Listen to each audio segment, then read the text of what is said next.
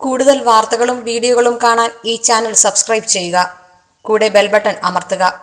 Please subscribe our channel.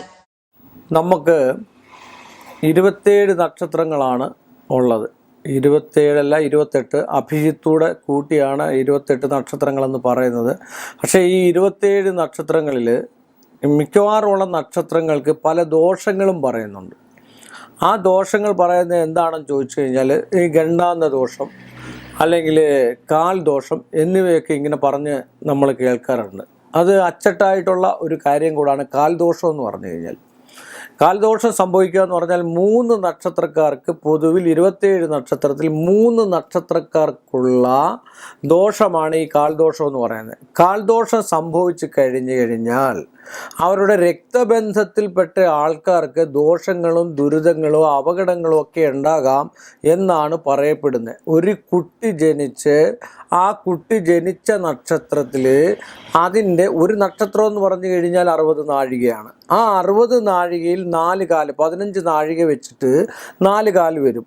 അതിൽ 1-ാം കാലിൽ മരിച്ചാൽ 2-ാം കാലിൽ മരിച്ചാൽ 3-ാം കാലിൽ മരിച്ചാൽ 4-ാം കാലിൽ മരിച്ചു കഴിഞ്ഞാൽ ഓരോ കാലിൽ മരിച്ചു കഴിഞ്ഞാൽ അമ്മാവനെ, തൻകാലെ, മാതാവിനെ, പിതാവിനെ, ഈ 4 ആൾക്കാർക്ക് ദുരിതങ്ങളും ദോഷങ്ങളും, അവരുടെ പ്രവൃത്തികൾക്ക് ദോഷം വരിക, അവരുടെ ധനസംബന്ധമായിട്ടുള്ള വിഷയങ്ങൾക്ക് ദോഷം വരിക, എല്ലാം നഷ്ടപ്പെടുന്നതായിട്ടുള്ള ഒരവസ്ഥ വരിക, ഇങ്ങനെയൊക്കെയുള്ള ഒരവസ്ഥ ഉണ്ട്. അപ്പോൾ നമ്മളിവിടെ പ്രധാനമായിട്ട് ഇപ്പം നമ്മൾ ചിന്തിക്കുന്ന നക്ഷത്രം പൂരാട നക്ഷത്രത്തിന് കാല് വന്നു കഴിഞ്ഞാൽ എല്ലാ കാലവും ഒരുപോലെ തന്നെയല്ല, പല വ്യത്യാസങ്ങളുമുണ്ട്.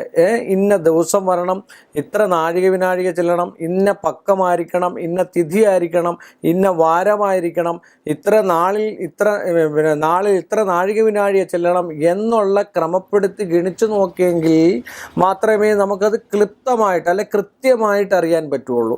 പക്ഷേ പൂരാട നക്ഷത്രത്തിൻ്റെ 1-ാം കാലം എന്ന് പറഞ്ഞാൽ മാതാവിനാണ്. ആ 15 നാഴികയ്ക്കുള്ളിൽ ഈ ഞാൻ മുമ്പേ പറഞ്ഞിരിക്കുന്ന ദോഷങ്ങളെല്ലാം കൂടെ ഒത്തുചേരുവാണെങ്കിൽ മാതാവിന് ദോഷമാണ്. അതാണ് നമ്മൾ പറഞ്ഞ് കേട്ടിട്ടുള്ളത്.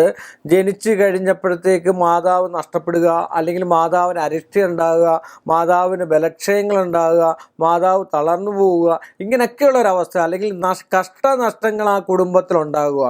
ഒന്നിൽ ആദ്യത്തെ കാലാണ് മാതാവിനും, രണ്ടാമത്തെ കാലാണ് പിതാവിനും പിതൃനഷ്ടങ്ങളുണ്ടാകുക, പിതൃദുരിതങ്ങളുണ്ടാകുക, അല്ലെ പിതൃസ്ഥാനീയർക്ക് പിതൃവിൻ്റെ അച്ഛൻ്റെ ജ്യേഷ്ഠന്, ജ്യേഷ്ഠ സഹോദരന്, അല്ലെ അനിയന്, ഇങ്ങനെയുള്ള ആൾക്കാർക്കൊക്കെ പിതാവിൽ നിന്നുമുള്ള ദുരിതാവസ്ഥ ആ കുട്ടി ജനിക്കുമ്പോൾ തന്നെ, ആ കാൽദോഷം സംഭവിക്കുമ്പോൾ തന്നെ 2-ാം കാലിൽ ജനിച്ചാൽ, പൂരാടത്തിൻ്റെ 2-ാം കാലിൽ ജനിച്ചാൽ പിതാവിനും, 3-ാം കാലിൽ ജനിച്ചു കഴിഞ്ഞാൽ അമ്മാവനുമാണ്. മാതുലൻ എന്ന് വെച്ചാൽ അമ്മയുടെ സഹോദരങ്ങൾക്ക്, അമ്മയുടെ സഹോദര തുല്യരായിട്ടുള്ളവർക്ക്, അമ്മയുടെ ജ്യേഷ്ഠത്തി, അനിയത്തി, ഇങ്ങനെയുള്ള ആൾക്കാരുടെ സഹോദരങ്ങൾക്ക് അല്ലെ അമ്മാവന്മാർക്ക് ദോഷവും ദുരിതവും ദുഷിച്ചതായിട്ടുള്ള അവസ്ഥാന്തരങ്ങളും നഷ്ടങ്ങളും കുടുംബക്ലേശങ്ങളൊക്കെ ഉണ്ടാകാൻ അച്ചട്ടായിട്ട് സാധ്യതയുള്ള നക്ഷത്രമാണ് പൂരാട നക്ഷത്രം. അതുപോലെ തനിക്ക് തന്നെ ദോഷം, ജനിച്ച കുട്ടിക്ക് തന്നെ, ആ ജനിച്ച ശിശുവിന് തന്നെ ദോഷം വരുന്ന ഒരു നക്ഷത്രം കൂടാണ് പൂരാട നക്ഷത്രം. പൂരാട നക്ഷത്രത്തിൻ്റെ 4-ാം കാലിൽ ജനിച്ചു കഴിഞ്ഞാൽ, 4-ാം കാലിൽ ജനിച്ചാൽ മാത്രം പോരാ, ഞാൻ നേരത്തെ മുമ്പേ പറഞ്ഞിരിക്കുന്ന നാട്ടിൽ വിഷയം തിഥി വാര നക്ഷത്രം നാളിൽ ചെന്ന നാഴികയെല്ലാം കൂടെ കണക്ക് കൂട്ടി അത് ഗണിച്ചു നോക്കി ആ ഗണന പ്രകാരം ദോഷമായിട്ട് വരികയും അതിൻ്റെ ഗ്രഹനില പരിശോധിച്ച് നോക്കുമ്പോൾ ദുരിതങ്ങൾ ഈ 4 പേർക്ക് ഉണ്ടോ എന്ന് തരംതിരിച്ചതിന് ശേഷം ആർക്കാണ് ദുരിതം എന്ന് പറഞ്ഞു കഴിഞ്ഞാൽ അവർക്ക് പരിഹാരം ചെയ്തു കഴിഞ്ഞാൽ ഇതൊക്കെ മാറാനുള്ളതേ ഉള്ളൂ. 3.5 വയസ്സിനുള്ളിൽ മരണം തന്നെ സംഭവിക്കണമെന്നില്ല.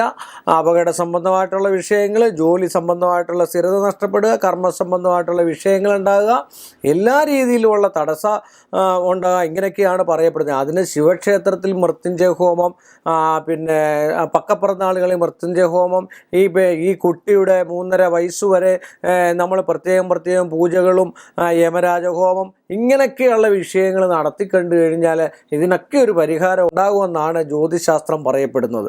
കൂടുതൽ വാർത്തകളും വീഡിയോകളും കാണാൻ ഈ ചാനൽ സബ്സ്ക്രൈബ് ചെയ്യുക. കൂടെ ബെൽ ബട്ടൺ അമർത്തുക. Please subscribe our channel.